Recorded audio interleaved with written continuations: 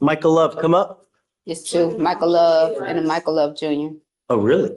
Junior and third. Okay, Michael Love Jr. and Senior, come on up.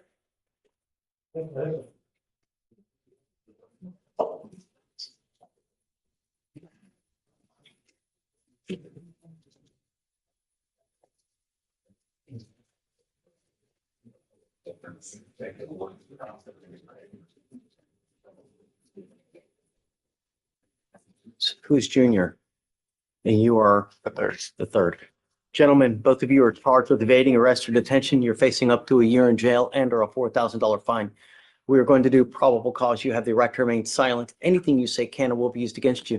You have the right to have an attorney present. If you cannot afford one, one will be appointed to you. Okay.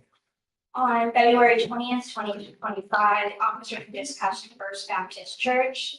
A caller stated that a white pickup truck parked behind the Baptist Church and two Hispanic males exited the truck and were walking around the property. The officer arrived on scene and observed one of the ground level windows opened and a window air conditioner unit pushed in on the inside of the building. The officers then observed two Hispanic males exit the doors on the west side of the building.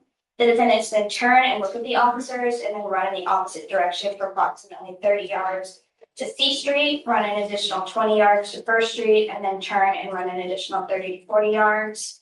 Due to the circumstances of the incidents indicating this was possible burglary progress, with fleeing suspects who could have been armed, the officers drew their duty pistol and gave defendant Love Jr. several commands to get on the ground and allow him time to comply. He disregarded the command, so the officer took defendant Love Jr. to the ground. Defendant Love III ran around the building and then subsequently followed commands to lay on the ground. They were both detained.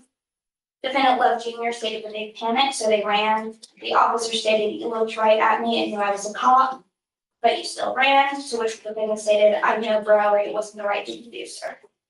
Your Honor, They look at the cop and they run. Yes, sir. Cops never tell them to stop. exactly. And what are they doing wrong? I guess, I mean, what is this, Minority Report? You know what I mean? I don't have anything additional to say. Guys, be careful. You know what I mean? How old are you, sir? 18. You gotta be careful, man. When you start racking up convictions, life doesn't get easier, man. It gets so much more difficult. And the more convictions you rack up, you're only 18, man. Life doesn't get easier. You get bigger, fatter, you lose hair. It doesn't get easier. And the more convictions you get, the worse you make life. Life is all about money. And if you have money, then life is great. And you only get it with one thing. This or this. Hard work or knowledge. Going around picking up cases, that's not the right way. Don't pollute. Do you understand? Sir. I'm going to find no probable cause on both of your cases. Thank you, Your Honor. Take a seat. This is Jones. William Jones.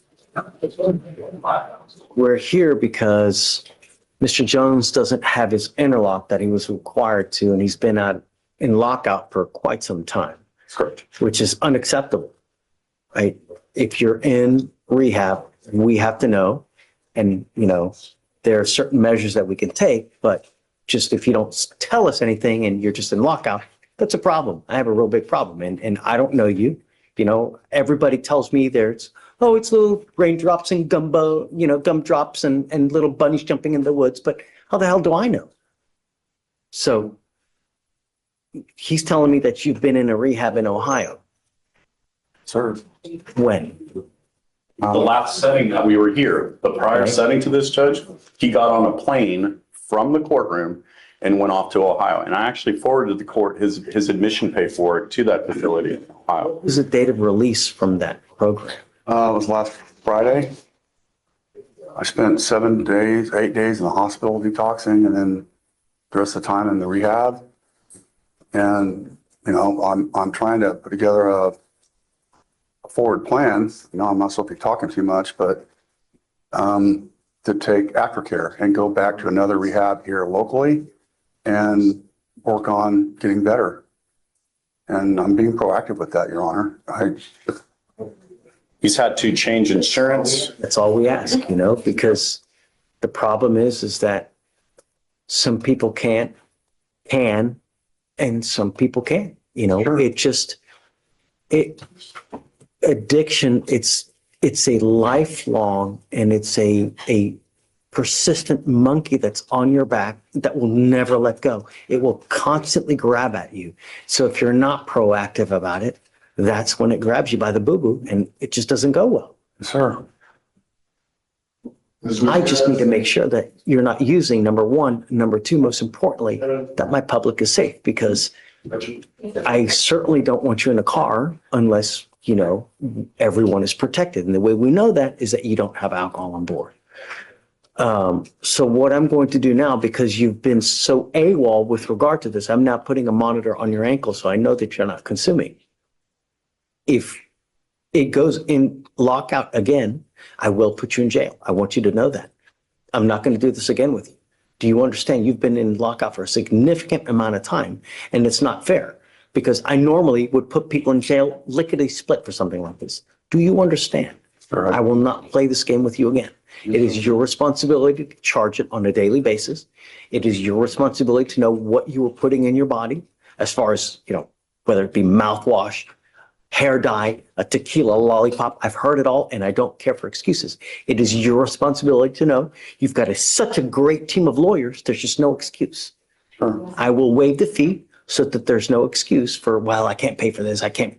No. Do you understand? Your Honor. What you do on your time is you. As long as I know that you're not using, I'm happy. Do you understand? Yes, sir. Okay. I'll be happy once he checks into the manager point. You alert the Jimmy's, the court. Everybody. Yeah, I guess we're going to give him the scram device today. Just keep us in the loop as far as the cases are too terribly old. It's not old. So just keep us in the loop of when he's released. Just, you have to calibrate this thing on, I think it's monthly. So make sure that you calibrate this thing like it's supposed to. They have to download it. You've got to charge it. So make sure you know of everything you can and can't do. You understand, Mr. Jones? Yes, sir. If I have you come up here on another violation, it's probably not going to go well, just so you know. Okay? Okay, guys. Understood. Thank you. Can he Got it. be released from the jury box? Just take a seat. Coming up, Mr. Lopez. As the judge reviews a rap sheet stretching back more than a decade: kidnapping, aggravated assault, multiple terroristic threats, he issues a blunt reality check. One more serious felony could mean 25 years to life under Texas habitual offender laws. This is the justice system's way of saying the next mistake won't bring another short jail stint. It could bring a decades-long sentence.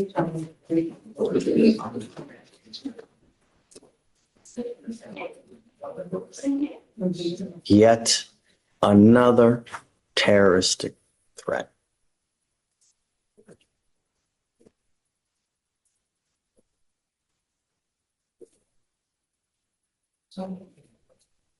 Let's go through your criminal history, Mr. Lopez.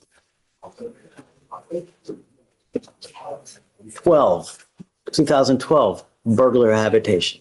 15, assault, bodily injury. 15, criminal mischief. 20, criminal mischief. 16, criminal mischief. 17, suspended license. 18, interference with emergency request for assistance. 22, kidnapping. 24, aggravated assault of a family member. Terroristic threat, evading arrest, terroristic threat, and now another terrorist. We are going to do probable cause. You have the right to remain silent. Anything you say can or will be used against you. Please. On February 25th, 2025, officers were dispatched to a residence at 2715 Owen Cross Drive in Harris County, Texas. The complainant stated that in the first week of February, the defendant snuck into the residence via the garage door, and that she had been telling the defendant that he does not live at the residence and has to leave the location, but the defendant refuses to leave. The complainant, who's the mom, has been saying what the complainant to the daughter, or the complainant one's daughter, the defendant's sister, at a different location because they fear the defendant.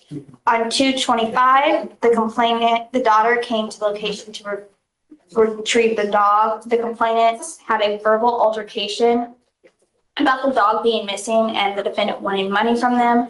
The defendant then threatened to harm both complainants, saying, "I'm going to beat the shit out of y'all. All y'all do is send me to jail. I'm going to beat y'all's ass up. I'm going to beat you up."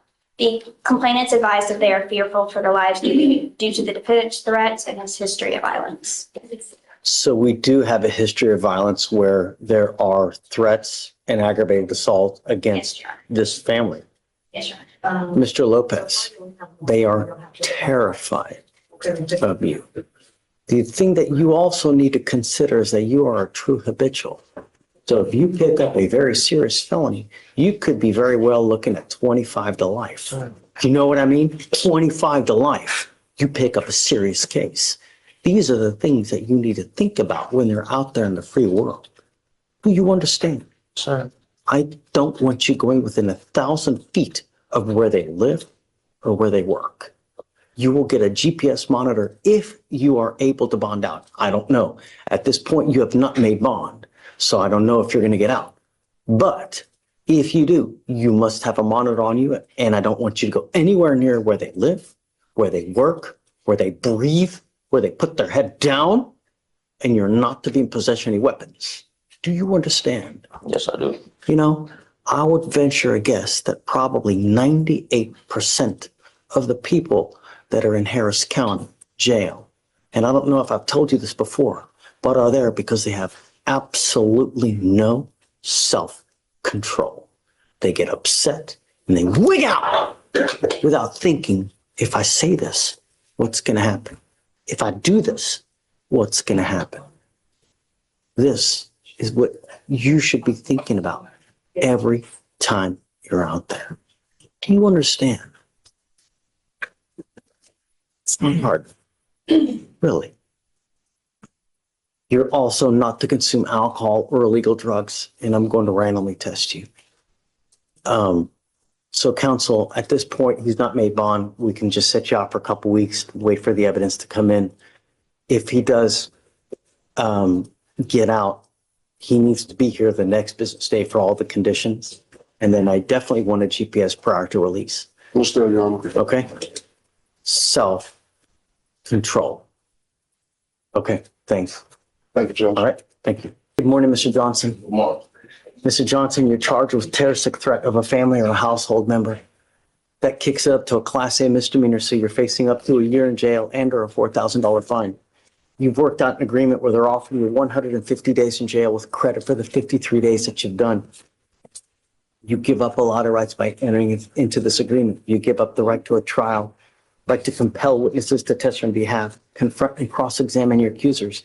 If you're not a citizen, there are possible immigration consequences. You can be deported, excluded from the country, denied naturalization under federal law. You give up the right to appeal. Once you accept this agreement, you can never change this or undo this. Is this what you want to do? Yes, sir. The day closes with a quieter but telling moment. Another defendant calmly accepts a 150-day plea deal for a terroristic threat, giving up his right to trial and appeal. After a morning of warnings about addiction, violence, and repeat crime, the judge's final act underscores a simple truth. In this courtroom, choices have consequences, and every signature on a plea is a turning point in someone's life. Sir. How do you plead to the offense, sir? Guilty. I'm going to find you guilty and we'll follow the agreement, sentence you to 150 credit for the 53 days that you've done. Good luck to you, sir. Thank you.